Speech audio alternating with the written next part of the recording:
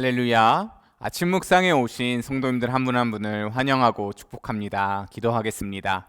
은혜 주님 감사합니다. 오늘도 새날 허락하여 주시고 하나님 말씀 묵상할 수 있는 아침 묵상으로 우리를 불러주셔서 감사합니다. 이 시간 함께하여 주시고 하나님의 깊으신 뜻 깨닫게 하여 주시옵소서. 예수님의 이름으로 기도합니다. 아멘. 사단이 인간을 유혹하는 방법의 하나는 속임수입니다. 죄에 빠지면 이 세상에서 큰 행복을 누릴 수 있다는 속임수로 인간을 유혹합니다. 그리고 인간의 욕망은 죄를 지으면 행복을 누릴 수 있다는 생각으로 죄를 짓습니다. 하지만 죄는 인간에게 행복을 주지 못합니다. 오히려 불행을 가져다 주며 후회하게 합니다. 오늘 잠언 말씀에서도 죄로 인한 불행, 후회를 하지 말라고 당부합니다. 특별히 간음에 대해서 이야기합니다. 간음하는 사람은 그 순간에는 자신의 욕망을 채우기에 만족할 줄 모르나 그 후에는 극심한 고통을 안겨다 줄 것이라고 경고합니다.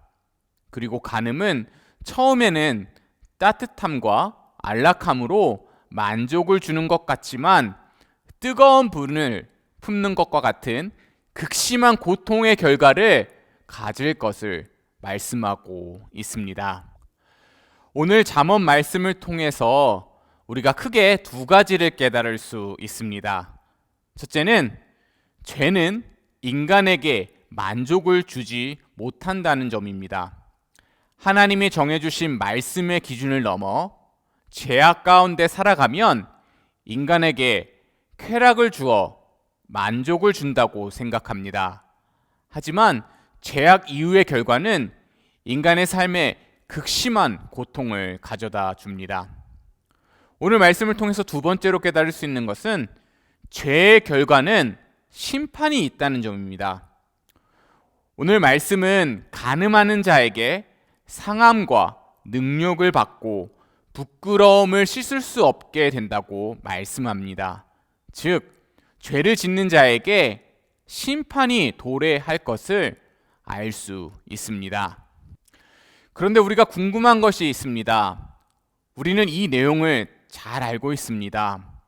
간음하는 자에게 도래하는 심판과 후회는 우리는 잘 알고 있습니다.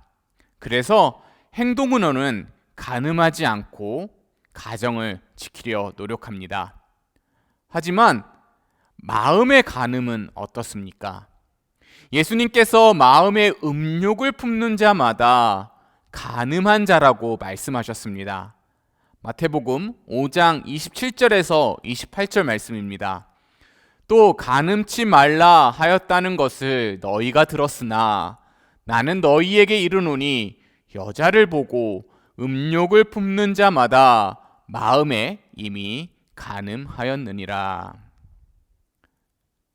행동으로는 간음하지 않아 보일 수 있는데 우리의 마음 깊숙이 간음하고 있는지 점검해 보아야 합니다. 그렇다면 어떻게 마음의 간음, 행동의 간음을 짓지 않고 살아갈 수 있을까요? 복음이 필요합니다. 그리스도를 믿고 회심한 그리스도인들은 행동과 마음의 간음이 아닌 하나님의 거룩을 따르려 합니다. 예수 그리스도를 믿고 중생한 그리스도인들은 세상의 죄악이 아니라 하나님의 거룩을 위해 살아가려고 몸부림칩니다. 하지만 그리스도인들에게 있어 연약함은 존재합니다. 그리스도인들은 죄의 유혹 속에 넘어질 수도 있고 쓰러질 수도 있습니다. 육체를 입은 그리스도인들이 아직도 더러운 죄성을 갖고 있기에 죄를 지을 수 있습니다. 하지만 그리스도인들은 복음 앞에 나와 회개함으로 다시금 거룩의 삶을 살아갈 수 있습니다. 완전한 거룩은 하나님 나라가 다시 도래할 때 완성될 것입니다. 하지만 거룩의 삶을 위해 복음을 붙잡고 살아가는 삶이 우리 그리스도인들의 삶이 되어야 할 줄 믿습니다. 성령을 의지하여 우리의 삶이 변화된 삶을 추구하는 삶을 살아가야 됩니다. 우리 성도님들의 삶 가운데서 복음을 붙잡고 하나님의 거룩을 추구하시는 한 분 한 분 되시길 간절히 바랍니다. 함께 기도하겠습니다.